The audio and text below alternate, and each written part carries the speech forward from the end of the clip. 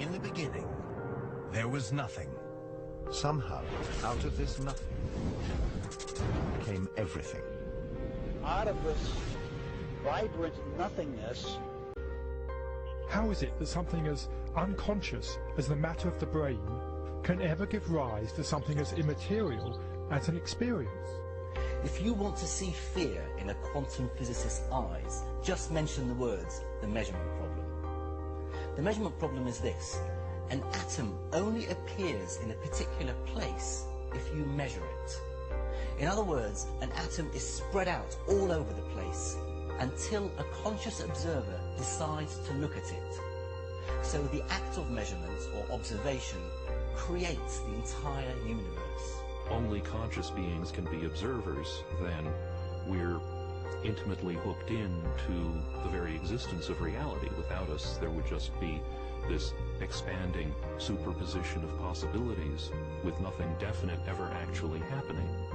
Out of millions and millions of blobs of energy and light, photons and electrons, they make up this imaginary three-dimensional solid world, which doesn't exist at all according to relativity or quantum mechanics. Anytime we attempt to look at particles beyond a certain level, the very act of observation changes things. And in addition, the more you look at individual particles, the more you realize that there is no such thing as one electron. An electron, or any elementary particle, exists only in relationship to other things, like other particles or the universe at large.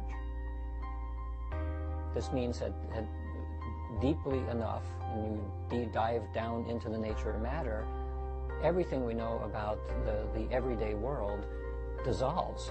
There are no objects anymore. There are only relationships. There's no locality anymore. There's no time anymore. The more you look at something in detail, in what we think of as solid matter, the less and less solid it begins to look. The only realities we know are the ones our brain manufactures.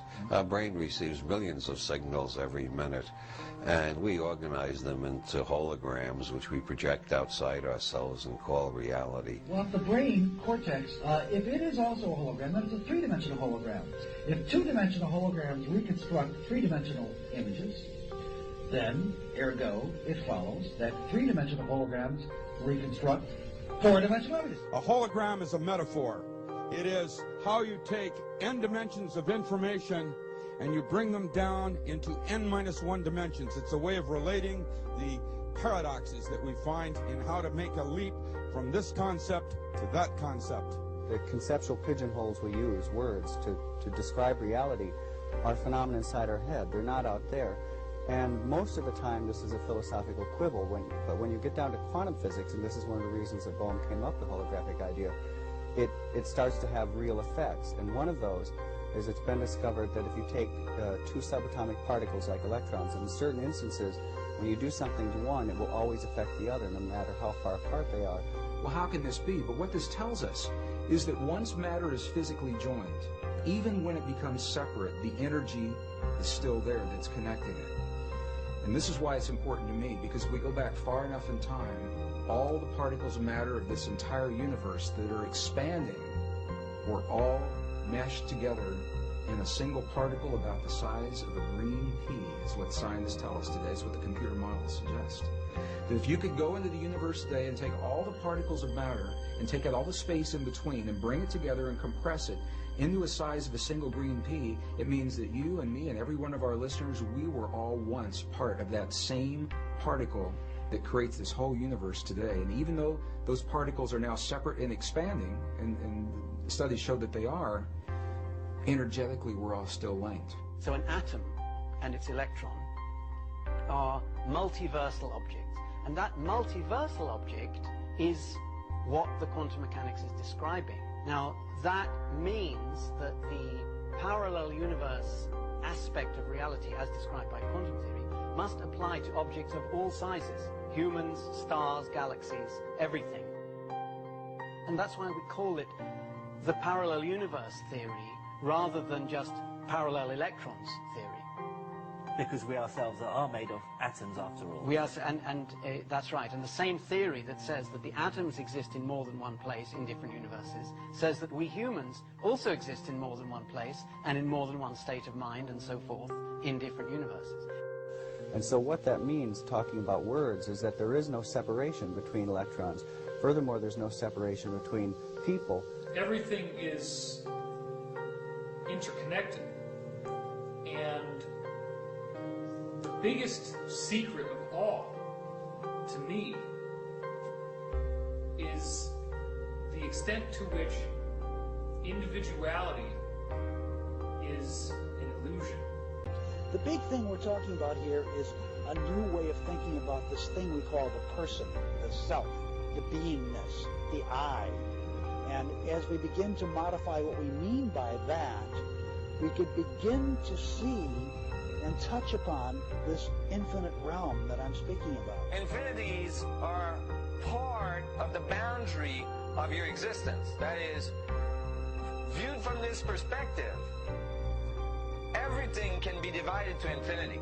If you've ever wondered why nuclear power is 1,000,000 times more powerful than chemical energy, it's because chemical energy results from the manipulation of atoms in a molecule.